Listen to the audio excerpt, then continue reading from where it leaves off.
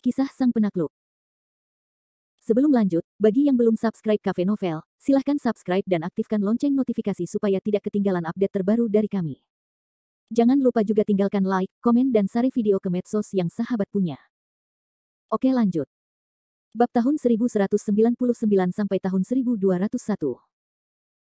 Menurut Mona Liu, Kevin Ye adalah sosok yang maha kuasa. Selama dia ada di dekatnya, dia akan merasa tenang dan hangat. Perasaan ini membuat Mona Liu terobsesi, bahkan jika dia bisa menatap Kevin Ye dengan tenang, Mona Liu merasa sangat senang. Inilah gadis yang jatuh cinta pada pria yang mereka cintai, pemujaan emosi yang alami, jauh di dalam sumsum tulangnya.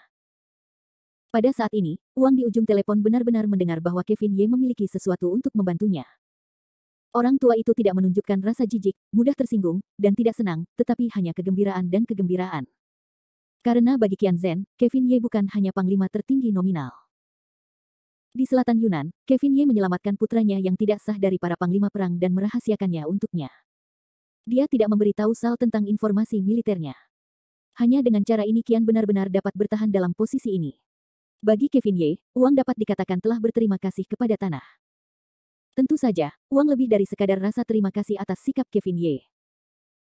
Lagi pula, ketika dia berada di Yunan Selatan, Qian benar-benar menyaksikan bagaimana Kevin Ye membunuh malaikat yang jatuh dengan kekuatannya sendiri.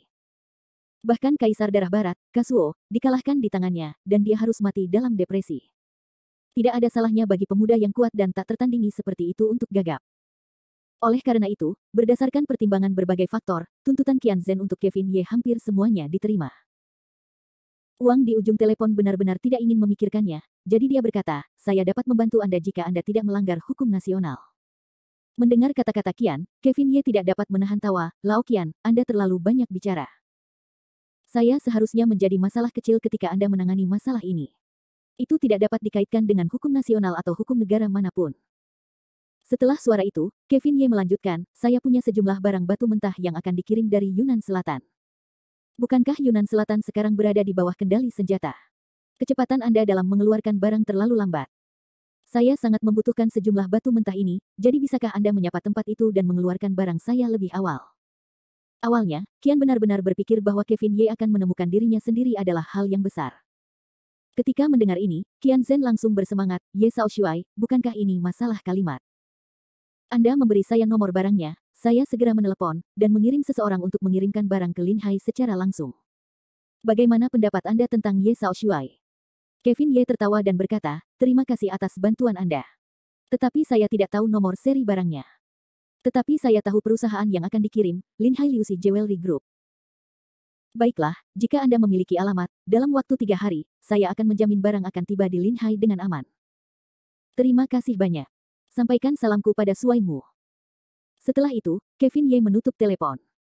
Kemudian dia menatap Mona Liu dengan senyum hangat dan berkata, semuanya sudah beres. Qian Zhen pasti orang yang pintar. Kalau kamu mau beli perhiasan Liu di Yunan Selatan nanti, mereka tidak akan menundanya. Mendengar perkataan Kevin Ye, Mona Liu merasa tenang dan berbisik padanya, terima kasih, Kevin Ye. Kevin Ye menyeringai dan pura-pura tidak puas. Dia berkata, hanya ucapan terima kasih yang membuatku pergi. Ming Mei, aku sudah berbuat baik padamu. Kamu harus menunjukkannya dengan tindakan nyata. Saat ini, senyum Kevin Ye memiliki makna nakal, yang sama sekali berbeda dari Kevin Ye yang biasanya. Bahkan Mona Liu sempat terkejut, tetapi tak lama kemudian Mona Liu menunjukkan senyum seperti bunga di matanya. Itu terlihat seperti kegembiraan yang nyata. Tampaknya bahkan di hadapan pohon willow pun cantik, meskipun itu nakal. Wajah cantik Mona Liu tiba-tiba memerah, lalu dia memiringkan tubuhnya. Dengan suara bibir merah, dia menatap pipi Kevin Ye dan berkata sambil tersenyum, apakah kamu puas dengan hadiah ini? Sayang sekali Mona Liu membuat Kevin Ye tidak pernah menyangka bahwa waktu memiliki semacam perasaan mengambang. Sambil tersenyum, Kevin Ye berkata pada dirinya sendiri dengan puas, hampir sama. Hanya saja sangat ceroboh. Aku hanya merasa puas dengan itu. Mengemudikan Lamborghini itu, di jalan dekat laut, Kevin Ye dan Mona Liu, pria dan wanita cantik yang duduk di mobil mewah, telah menarik perhatian banyak orang. Mata ini hanya memiliki rasa iri, masih memiliki banyak penghinaan. Namun, bagi Kevin Ye dan Mona Liu saat ini, mata orang luar ini tidak ada artinya sama sekali. Bagaimanapun, selama mereka bahagia, itu akan baik-baik saja.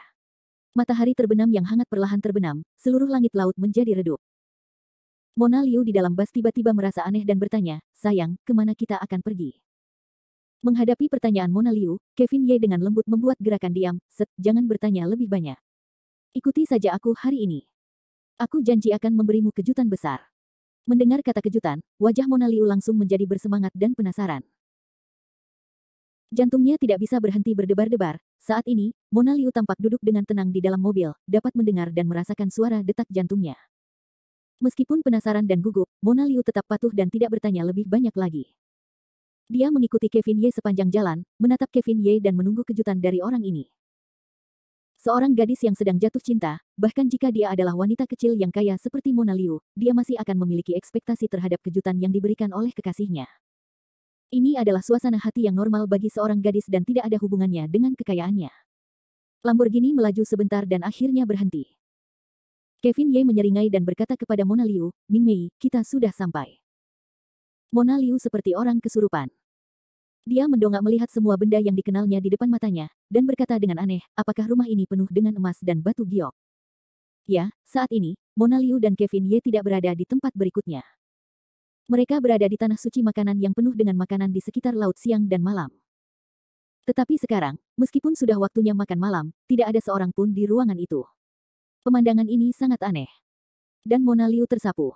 Meskipun tidak ada pengunjung di pintu aula, ada sekelompok staf. Kevin Ye, terlepas dari ekspresi terkejut Mona Liu, langsung menarik telapak tangan Mona Liu, maju terus. Di sisi kiri dan kanan jalan, ada sekelompok gadis cantik berbusana congsam di satu sisi, dan sekelompok pelayan berjas lurus di sisi lain. Melihat penampilan Kevin Ye dan Mona Liu yang berjalan bergandengan tangan, mereka tampak saling menyapa dan mengucapkan serentak, "Selamat ulang tahun Nona Mona Liu." Selamat ulang tahun untuk Nona Mona Liu. Pada saat itu, Kevin Ye menoleh dan menatap Mona Liu dengan senyum hangat di wajahnya dan berkata dengan suara lembut, cerah, "Selamat ulang tahun." Bab 1200. Pesta ulang tahun yang baru membuka tirai dengan kejutan dan harum Mona Liu. Baru saja Mona Liu bermimpi tentang kejutan seperti apa yang akan dibawa Kevin Ye untuk dirinya sendiri. Aku tidak ingin kejutan ini datang begitu cepat dan tak terduga. Saat ini, Mona Liu berdiri di tengah kerumunan dan melihat kerumunan memberi selamat padanya. Matanya basah. Ujung hidungnya masam, suaranya mulai sedikit tercekat. Ulang tahun, bagi seorang wanita bisa ringan atau berat, tetapi perasaan dicintai dan diingat ini membuat Mona Liu tersanjung. Periode waktu ini, Mona Liu telah sibuk dengan urusan grup dan perusahaan, karena ulang tahunnya akan datang, tetapi dia tidak menyadarinya.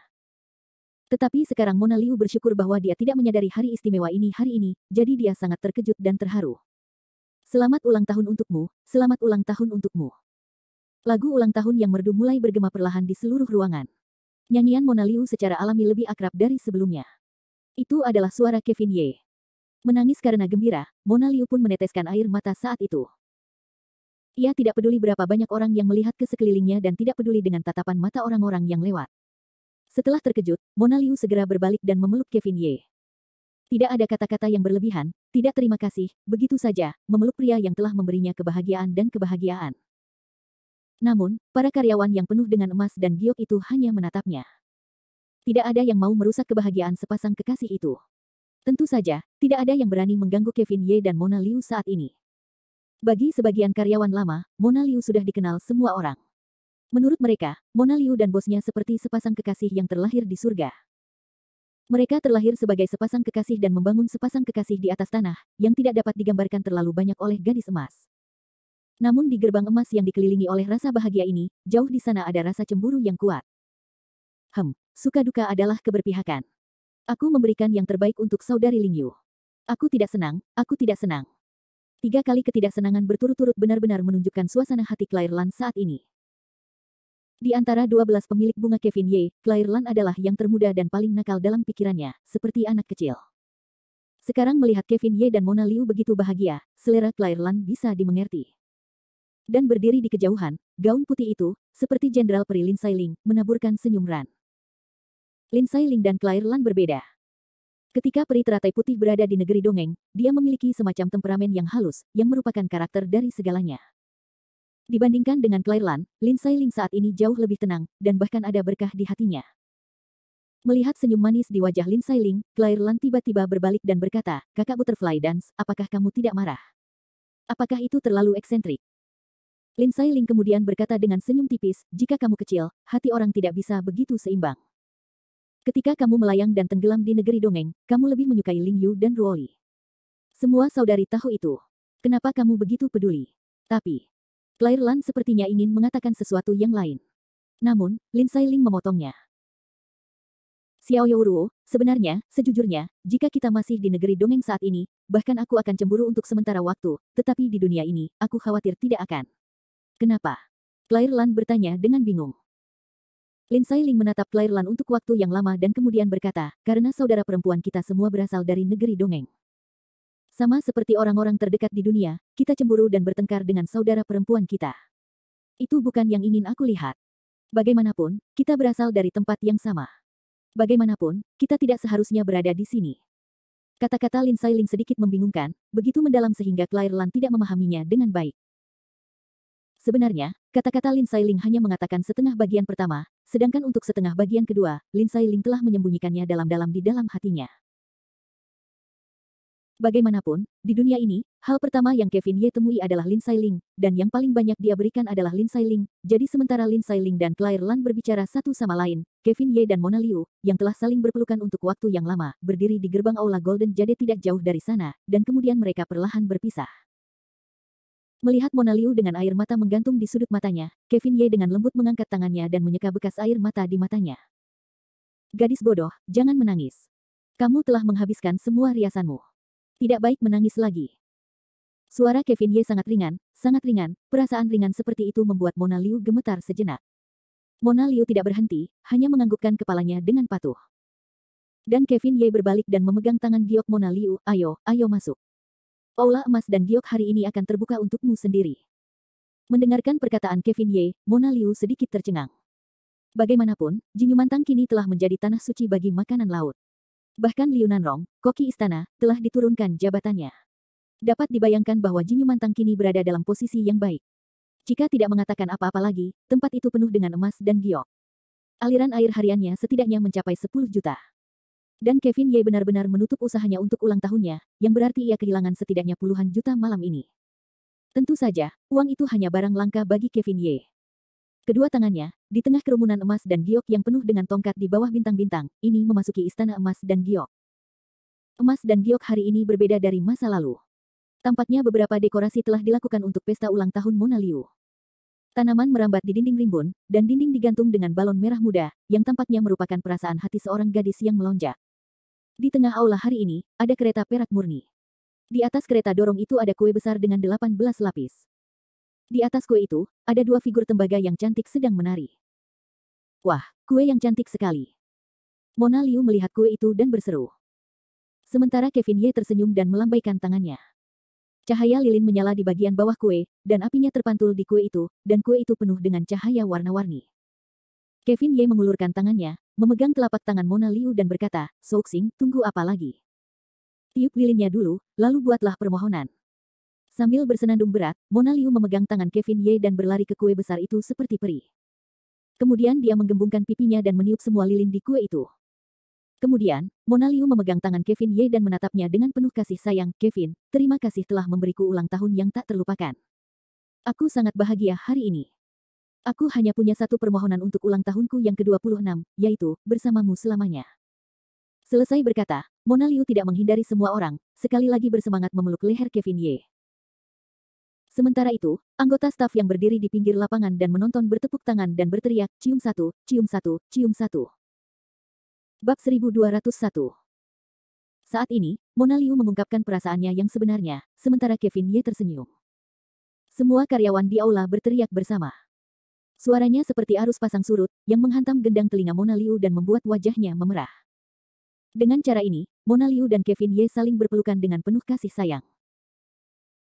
Bagi Mona Liu saat ini, tidak peduli apapun suara di luar tidak lagi penting baginya, yang penting adalah pria di depannya dapat tetap berada dalam pandangannya dan dalam pelukannya, yang merupakan kebahagiaan terbesar. Liu tersenyum tipis. Dia sangat ragu-ragu. Dan Kevin Ye berkata dengan suara lembut, cerah dan cantik. Tetapi tidak menunggu kata-kata Kevin Ye selesai, Mona Liu segera mengangkat tangan gioknya, menutupi mulut Kevin Ye. Kemudian, wajah cantik itu dipenuhi dengan senyum bahagia dan manis. Di depan semua staf, bibir merah Mona Liu sangat aktif, perlahan mendekat, dan akhirnya menempel di sudut bibir tipis Kevin Ye. Tiba-tiba, terdengar lagi gemuruh tepuk tangan. Suara kegaduhan semakin keras, dan para staf melihat pemandangan yang begitu sensasional, dan hati mereka dipenuhi dengan perasaan campur aduk. Beberapa gadis bahkan menangis kegirangan. Sangat menyentuh. Sangat menyentuh. Kalau saja aku bisa bertemu dengan pangeran yang menawan. Ya, bos memang sangat sempurna. Suara pujian dan seruan terdengar silih berganti. Tampaknya di mata para karyawan emas ini, semua kata pujian di dunia tidak terlalu berlebihan bagi Kevin Ye.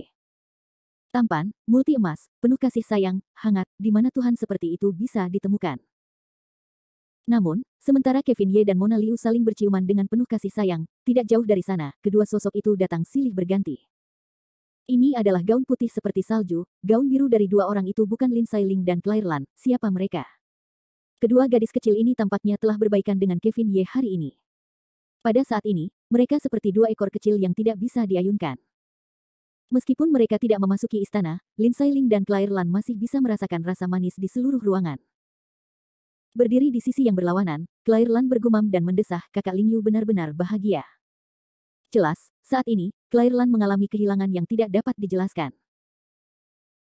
Namun, Lin Sailing berbeda, dia hanya diam-diam menatap gerbang yang penuh dengan emas dan batu giok, tersenyum bahagia, senyum itu, sudut matanya juga kabur dengan setetes air mata, ini adalah pertunjukan menangis dengan gembira. Di toko besar, ciuman mesra itu berlangsung lama.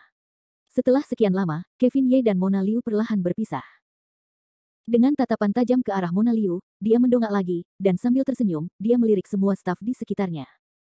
Kemudian dia berkata, baiklah, kegembiraan sudah berakhir. Apa yang harus kamu lakukan agar tetap sibuk?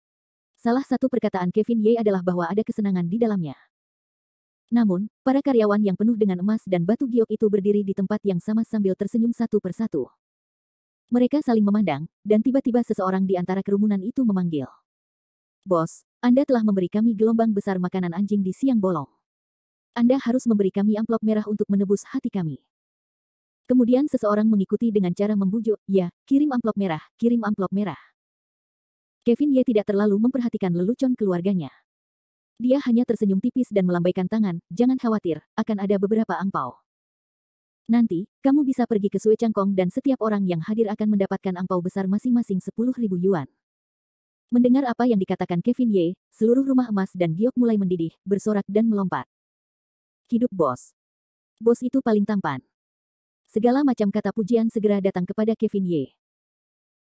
Dan Kevin Ye masih tersenyum tipis, memegang tangan Mona Liu, lalu berbisik di telinga Mona Liu, Ming Mei, kamu pergi ke kotak paling dalam di lantai pertama, dan aku telah menyiapkan hadiah ulang tahun untukmu di dalamnya. Melihat penampilan Kevin Ye yang misterius, Mona Liu segera menjadi penasaran. Seperti seorang gadis kecil yang menunggu permen, dia memutar matanya dan bertanya, hadiah apa? Kevin Ye berkata sambil tersenyum, jika kamu masuk dan melihat-lihat, kamu akan tahu. Untuk apa hadiah itu adalah kejutan. Jika aku memberitahumu sekarang, bukankah itu akan menjadi kejutan? Mona Liu berkata, ya, juga. Setelah itu, Mona Liu melepaskan tangan Kevin Ye dan langsung menuju ke bagian dalam aula.